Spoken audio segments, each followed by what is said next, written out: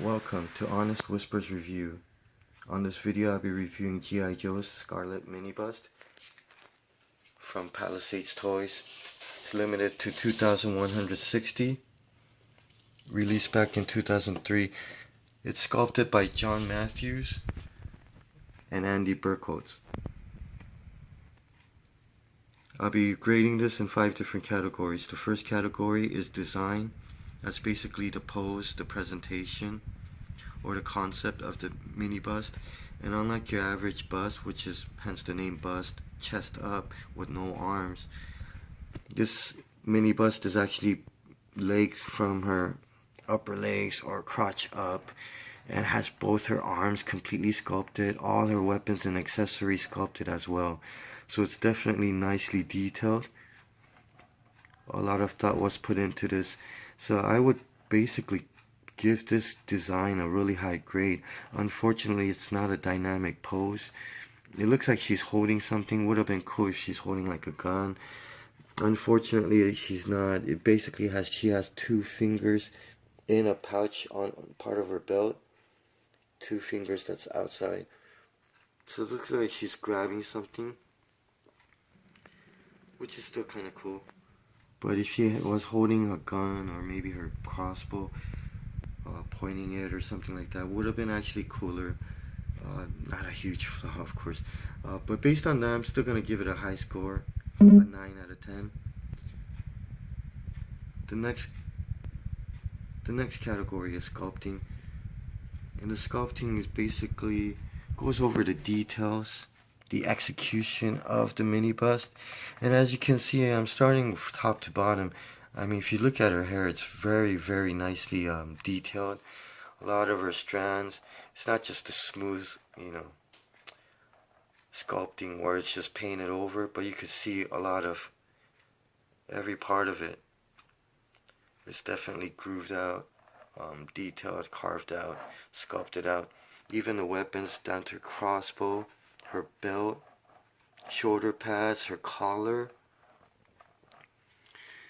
costume, the way it bunches up on her elbows and shoulders, the bullets, buckles, the holes on her straps,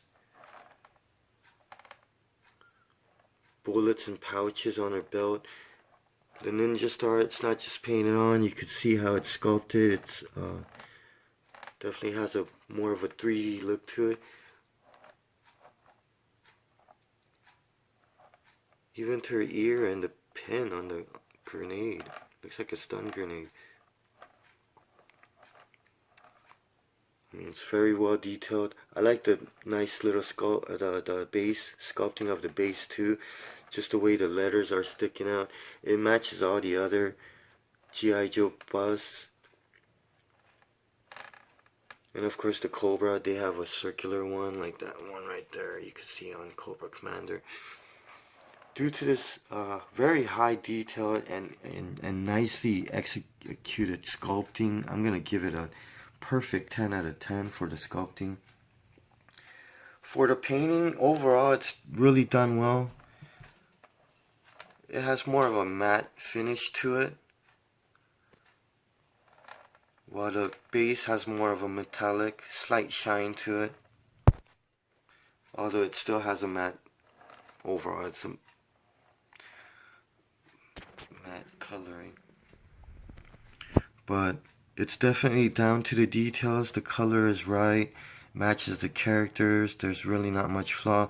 The only flaws I could see is, or can tell, is when you really look close up, there's some coloring that's runs over the lines, like on her chest right there, and her gloves right here.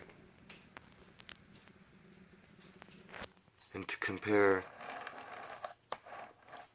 her right glove, it's more cleanly painted.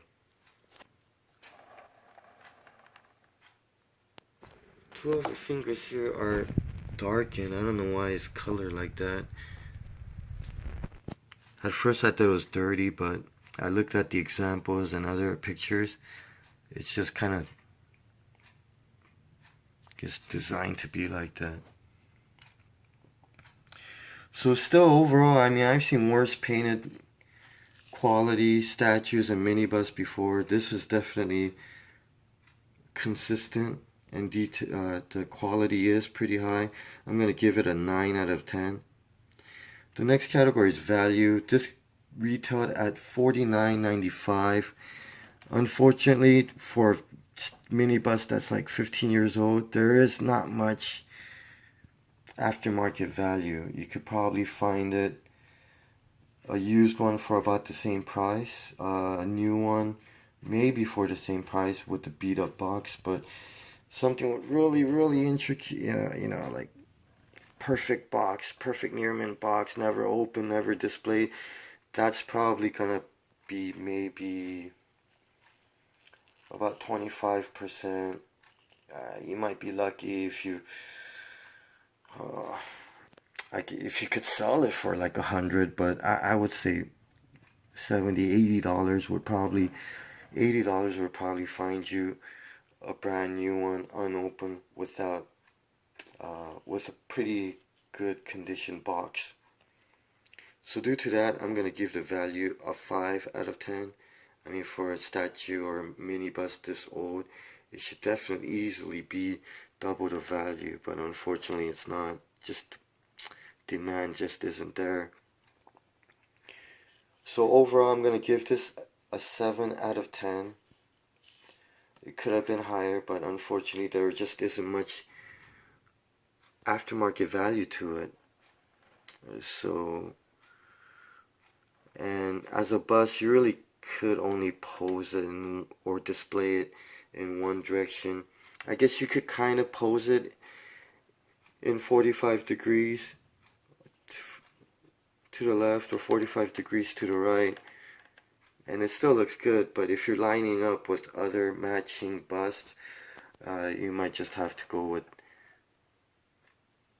the OCD style and just put everything up straight.